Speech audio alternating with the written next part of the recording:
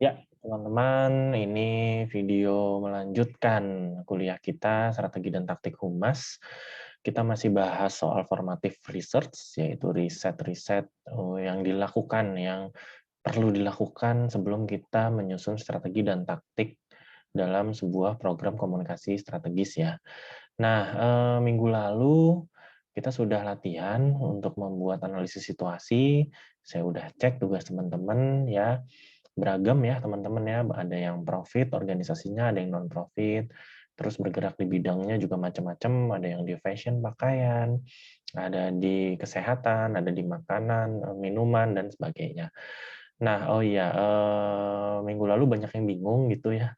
Memang mungkin saya juga kurang menjelaskan. Jadi organisasinya memang organisasi yang teman-teman bikin sendiri ya.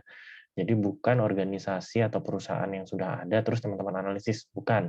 Jadi teman-teman bikin sendiri organisasi, kemudian kita latihan ya bagaimana menyusun program komunikasi strategis dimulai dari analisis situasi yang minggu lalu. Nah, minggu ini kita akan bahas lanjutan, yaitu melakukan analisis organisasi. Ini juga masih masuk tahapan formative research, karena akan ada 3 analisis nantinya ya, yaitu analisis situasi, analisis organisasi, dan analisis publik. Nah, di video ini saya akan menjelaskan tentang analisis organisasi. Ya, teman-teman minggu lalu nanti kita akan melanjutkan ya latihannya gitu, di minggu ini juga. Nah, ini adalah analisis organisasi ya, beberapa penjelasannya apa saja sih yang perlu diperhatikan ketika kita melakukan analisis organisasi ya. Analisis ini juga penting dilakukan sebelum kita menyusun strategi dan taktik dari sebuah program komunikasi. Nah, agendanya apa? Yang pertama penjelasan mengenai jenis-jenis pendekatan dalam analisis organisasi, apa aja yang perlu diperhatikan. Lalu yang kedua, implementasi analisis situasi dalam berbagai contoh kasus. Nanti kita latihan ya, seperti minggu lalu. Lalu juga yaitu membuat kerangka analisis organisasi. Teman-teman nanti nyoba. Capaian pembelajarannya apa? Yaitu teman-teman mahasiswa mampu menganalisis organisasi dalam membuat program komunikasi strategis dan perencanaan strategi dan taktik public relations atau humas. Kita langsung mulai aja. Jadi yang paling penting atau ya yang utama ya biasanya ketika kita melakukan analisis organisasi adalah dengan melakukan analisis SWOT.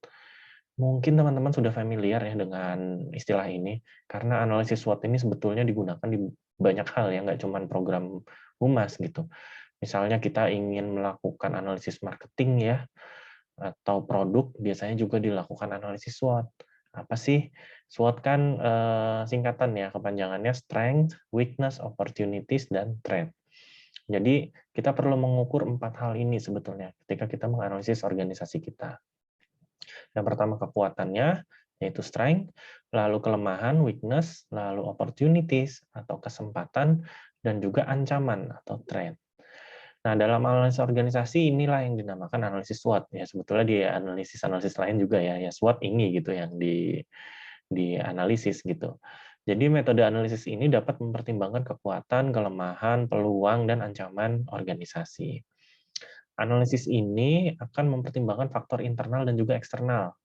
Jadi harus dilakukan secara menyeluruh. Jadi untuk mengukur internal kita, diri kita, itu biasanya strength dan weakness. Kita perlu tahu kekuatan kita apa, kelemahan kita apa.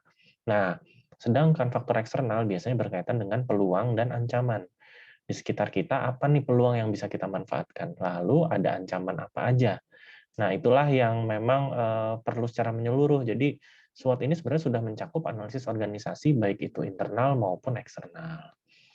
Nah, analisis SWOT yang efektif ini dapat mengidentifikasi potensi masalah sebelum masalah itu terjadi. Jadi ketika kita sudah melakukan analisis, kita udah tahu nih, oh kekuatan kita apa, kelemahan apa, ancamannya apa, sehingga kita udah bisa mengidentifikasi kemungkinan-kemungkinan masalah yang akan kita hadapi. Nah, untuk membuat program komunikasi yang efektif, kita perlu jujur sih sebetulnya teman-teman ya. Jadi ketika kita melihat kelemahan, kelebihan kita, itu harus jujur gitu, kekuatan kita di mana, kelemahan apa. Jadi kita harus memang mengakui, misalnya memang Oh, kita masih lemah dari sisi apa, misalnya SDM-nya, kita masih kekurangan orang misalnya, atau kita kurang orang-orang yang bisa melakukan inovasi yang bagus misalnya.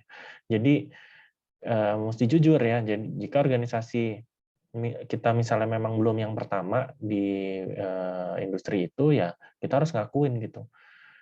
Jadi kita memang misalnya pemain baru misalnya organisasi kita profit nih, mau bergerak di minuman, kopi, kita masih baru nih di tengah ratusan orang yang, berusaha atau membuka, perusahaan kopi gitu. Nah, ya kita harus tahu nih kelemahan kita apa gitu, dan celah apa yang akan kita ambil, positioning apa yang akan kita pilih, seperti itu. Dan perlu diingat juga, biasanya tidak ada program humas yang sukses hanya dibangun berdasarkan opini aja, jadi pendapat kita aja, enggak. Makanya kita perlu menganalisisnya. Kalau cuma pendapat sih bisa aja, "Oh, kopi saya yang terbaik nih, kopi saya pasti enak." Ya nggak bisa juga, karena itu opini pribadi. Kita perlu menganalisis banyak hal, gitu. Jadi semua harus berdasarkan data dan fakta, sehingga sebaiknya tidak mengabaikan kelemahan dan kekuatan organisasi kita. Kurang lebih gitu. Nah, nanti dari analisis SWOT ini, kita bisa petakan tadi untuk yang internal apa, yang eksternal apa. Jadi kita melakukan analisis internal dan juga eksternal. Tapi intinya ini ya, analisis SWOT ini. Nah, di analisis organisasi seperti yang tadi saya bilang, ada internal dan eksternal. Nah, di luar itu ada juga namanya public perception atau persepsi publik. Jadi ini penting juga ketika kita sudah tahu internal organisasi kita, kekuatan kelemahannya apa, terus juga eksternalnya, misalnya tadi ancamannya bagaimana dan peluang apa yang bisa kita ambil, kita juga perlu tahu persepsi publik tentang organisasi kita. Ini juga penting ketika kita melakukan analisis organisasi. Kita mulai dari yang internal dulu ya, teman-teman. Jadi, analisis internal ini penting untuk melakukan analisis terhadap lingkungan internal organisasi. Apa aja sih yang, perlu diperhatikan ketika kita melakukan analisis internal? Yang pertama, kita harus menentukan visi dan misi dengan jelas. Harus sesuai dengan objektif dan goals atau tujuan organisasi. Nah, bahasan tentang objektif dan goals nanti akan, saya jelaskan di pertemuan berikutnya ya. Nah, kemudian yang perlu kita ketahui adalah performance, yaitu analisis kinerja organisasi. Kita perlu tahu kinerja kita sejauh ini seperti apa. Jadi, tahap ini dapat membantu organisasi untuk mengetahui kelebihan dan kekurangan kinerjanya selama ini. Kinerja organisasi bisa diketahui dengan berbagai cara, salah satunya dengan melakukan benchmarking, membandingkan dengan organisasi lain yang juga melakukan kegiatan yang sama. Kira-kira, oh kita kinerja kita sudah bagus belum sih? Sudah mencapai target belum sih? Nah, itu yang perlu diketahui. Lalu ada sudut pandang publik terhadap organisasi. Ini juga penting. Melalui elemen ini organisasi dapat menemukan perbedaan dengan organisasi lain. Jadi kita perlu membandingkan juga ya, gitu untuk mengukur diri kita tentunya. Lalu structure ini analisis keterkaitan antara elemen, antara orang-orang, divisi-divisi yang terlibat di dalam organisasi. Contohnya misalnya keterkaitan antara visi, misi, dan tujuan organisasi. Udah nyambung belum? Visinya apa? Terus misinya apa untuk mencapai visi itu? Visi itu biasanya jangka panjang ya teman-teman ya. Kalau misi itu jangka pendek. Misalnya visinya UPJ menjadi kampus perguruan tinggi swasta nomor 1 di Tangerang Selatan misalnya. Nah, untuk mencapai itu misinya apa? Misalnya dengan melakukan apa, kerjasama dengan siapa, memperbaiki kurikulum misalnya. Jadi kayak gitu ya. Kalau teman-teman melakukan program komunikasi, usahakan ya sesuai dengan visi dan misi perusahaan yang sudah ditetapkan. Sehingga nyambung nih, ada keterkaitan antar elemen. Nah, biasanya dalam analisis ini juga ditinjau juga apakah selama ini organisasi sudah tepat belum dalam menentukan tujuan dan udah sesuai belum dengan nilai organisasi. Jadi kalau teman-teman bikin misalnya organisasi non-profit untuk membantu UMKM, kan ada ya kemarin yang tugasnya itu. Nah, kira-kira tujuannya apa nih, UMKM seperti apa yang ingin disasar? Kira-kira langkah-langkah atau visi misinya udah sama belum sama tujuannya, kayak gitu. Lalu juga penting, untuk memperhatikan ethical base atau basis etik, ya. Kita perlu memperhatikan selama ini telah mengambil keputusan sesuai dengan etika atau enggak, gitu. Misalnya, ya jangan main curang, terus misalnya kalaupun kita sedang melakukan promosi atau program tertentu, ya kita harus memperhatikan aspek-aspek etis. Kira-kira sopan atau tidak ya kalau saya bikin konten ini misalnya. Kalau saya misalnya nge-endorse ini sopan apa enggak ya, kayak gitu. Jadi aspek etik ini penting ya, supaya penilaian orang terhadap reputasi organisasi kita itu baik. Jangan sampai menyalahi soal-soal etis ini. Ya, seperti itu. Yang terakhir di internal, itu yang perlu diperhatikan adalah internal impediments. Jadi ini adalah menganalisis internal organisasi dengan mempertimbangkan hambatan-hambatan yang udah terjadi selama ini apa sih, yang bisa menghambat atau membatasi efektivitas program humas kita gitu. Sebagai contoh misalnya ada konflik internal ya yang bisa mempengaruhi kinerja organisasi ya, konflik internal antar karyawan atau orang-orang yang terlibat di dalam program itu kan bisa menghambat sebetulnya. Jadi biasanya permasalahan yang ditemui bisa beragam ya teman-teman. Jadi misalnya pola komunikasinya nggak efektif, atau yang satu karakteristiknya orangnya emosian. Nah itu sebenarnya harus bisa segera diselesaikan. Karena apa? Karena supaya program komunikasi yang kita jalankan juga bisa berjalan sesuai dengan visi dan misi. Kalau di dalamnya ada konflik atau persoalan itu kan akan sulit ya, gitu. Biasanya tidak ada feedback antara atasan bawahan, jadi komunikasinya juga nggak lancar, itu bisa berpengaruh juga dan bisa menghambat tercapainya tujuan organisasi. Jadi inilah elemen-elemen yang perlu diperhatikan ketika melakukan analisis internal. Internal untuk apa? Untuk mengukur kekuatan dan kelemahan organisasi. Kalau analisis SWOT tadi ini di strength sama weakness ya. Nah, selanjutnya kita juga perlu menganalisis persepsi publik tentang organisasi kita. Jadi di persepsi publik ada dua hal yang perlu diperhatikan. Yang pertama visibility, yang kedua reputation. Kalau visibility itu terkait dengan sejauh mana publik mengetahui tentang organisasi kita. Sehingga kita bisa melakukan banyak hal untuk organisasi kita bisa lebih dikenal publik, reputasinya supaya bagus gitu ya. Misalnya kita mau membuat organisasi non-profit yang membantu UMKM atau membantu bergerak di bidang kesehatan, membantu pemerintah mengkampanyekan gerakan sosial untuk menangani pandemi COVID gitu ya. Nah, itu kita perlu tahu apakah apa yang kita kerjakan ini publik udah tahu nih.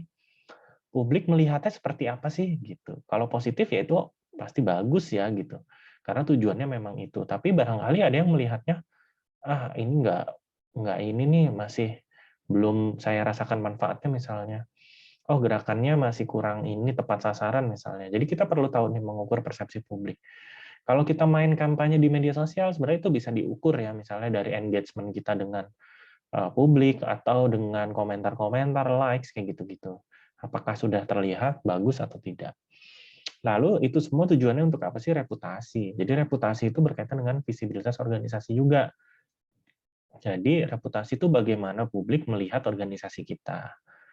Jadi itu didasarkan pada apa? Pada kata-kata, perbuatan, kegiatan yang kita lakukan ya, konten yang kita buat ya, itu bisa mempengaruhi reputasi. Makanya perlu direncanakan. Nah, kita kadang seringkali melakukan hal yang ya itu direncanakan maupun yang tidak direncanakan ya. Tapi usahakan itu semua mempertimbangkan aspek reputasi tadi. Publik melihatnya bagaimana nih, baik atau tidak, seperti itu. Nah, yang elemen berikutnya yang terakhir analisis eksternal. Tadi internal udah, terus persepsi publik udah. Sekarang eksternal organisasi. Jadi di tahap analisis eksternal itu kita bisa melihat berbagai hal. Yang pertama supporters, kedua kompetitor, ketiga opponents, yang terakhir external impediments atau hambatan-hambatan eksternal lainnya. Nah, kita mulai dari supporter. Supporter adalah kelompok orang yang berpotensi dapat membantu organisasi mencapai tujuannya. Misalnya ketika kita membuat campaign atau program komunikasi, ada orang-orang yang juga punya visi yang sama kita nih, kita bisa atau yang mendukung kita gitu, setuju dengan gerakan kita. Itu bisa menjadi supporter. Contoh misalnya di pertemuan 2 ada saya bahas tentang program The Body Shop yang menyuarakan tentang kepedulian pelestarian lingkungan. Nah, mereka pasti disupport tuh sama LSM penggiat lingkungan, aktivis-aktivis lingkungan, itu semua adalah supporternya gitu. Misalnya teman-teman bikin gerakan apa, misalnya memberdayakan UMKM atau gerakan macam-macam ya, program komunikasi yang udah teman-teman buat, misalnya ada yang pakaian misalnya mengkampanyekan penggunaan batik tradisional misalnya, itu kan pasti ada supporternya tuh, entah itu para pecinta batik atau orang-orang yang memang concern terhadap pelestarian budaya seperti itu. Jadi supporter ini kelompok yang bisa mendukung apa yang kita jalankan, program apa yang kita jalankan. Intinya seperti itu. Kita perlu bisa juga menganalisis, karena kita bisa melakukan kolaborasi dengan mereka sebetulnya.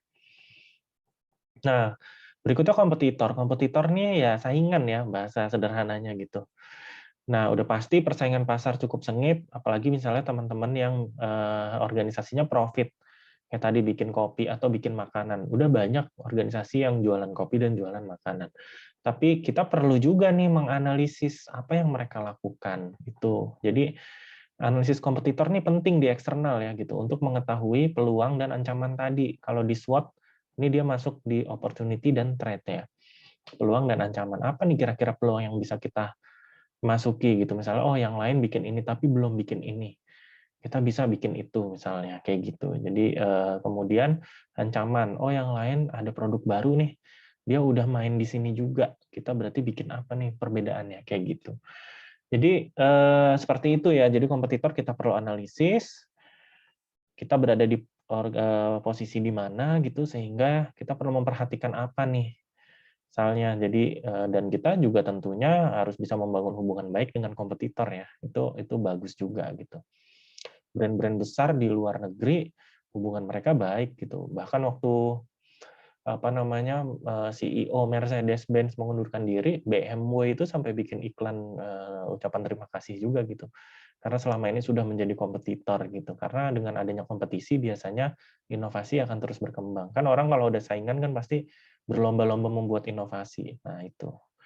Itu sisi positifnya.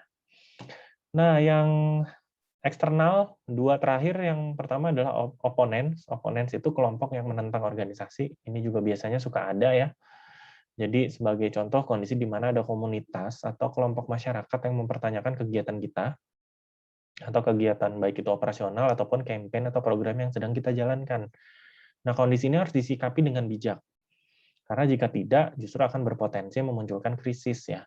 Misalnya kita mau bikin gerakan tadi ya, membantu UMKM, tapi ternyata ada kelompok masyarakat yang mungkin merasa tidak suka ya, atau kurang serak dengan apa yang kita lakukan. Nah, kita harus mengetahui itu ya, menganalisis itu. Sebenarnya mereka mau apa, seperti itu. Atau misalnya kita bikin gerakan tertentu yang justru ditentang gitu oleh beberapa kelompok masyarakat. Jadi kita mesti berhati-hati gitu. Dan juga pendekatannya harus secara baik-baik. Misalnya si kelompok yang menentang ini sudah betul-betul apa ya, misalnya menyuarakannya di media massa. Nah, itu biasanya berpotensi menimbulkan krisis ya. Jadi kita mesti ngomong baik-baik. Lalu yang berikutnya, yang terakhir yaitu external impediments. Jadi faktor sosial, politik, ekonomi yang dihadapi oleh organisasi. Jadi faktor eksternal organisasi yang berkaitan dengan situasi juga sebetulnya ya. Tapi ini lebih luas lagi yaitu sosial, politik, ekonomi yang terjadi. Misalnya contoh pada saat pandemi banyak organisasi yang apa ya, susah payah ya jatuh bangun untuk menyelamatkan perusahaannya. Seperti H&M yang menutup store-nya ya. Karena perilaku konsumennya udah berubah selama pandemi, orang nggak belanja ke toko lagi ya karena banyak pembatasan-pembatasan. Jadi ya via online aja gitu. Jadi ya orang udah bergeser. Nah, kira-kira situasi-situasi sosial, politik yang dipengaruhi oleh sebuah kebijakan pemerintah ya, kebijakan politik ataupun apa yang bisa berpengaruh ke organisasi kita, itu masuk ke kategori external impediments tadi gitu. Misalnya kita mau bikin gerakan apa ya, misalnya literasi digital ya, tapi ternyata pemerintah punya kebijakan tertentu gitu atau sudah melakukan gerakan itu gitu. Sehingga ya udah kita perlu menyusun program lain misalnya yang belum pemerintah lakukan misalnya. Jadi external impediments nih berkaitan sama situasi politik, ekonomi, dan sosial yang terjadi di tempat kita atau organisasi kita kayak gitu. Nah, kurang lebih sih analisis organisasi begini aja ya teman-teman ya. Jadi ada internal tadi, ada eksternal, dan ada persepsi publik. Nah, itu semua sebenarnya kerangkanya adalah analisis SWOT tadi, strength, weakness, opportunity, threats. Setelah ini teman-teman silakan latihan lagi. Nanti penjelasannya akan saya jelaskan di video yang berikutnya ya.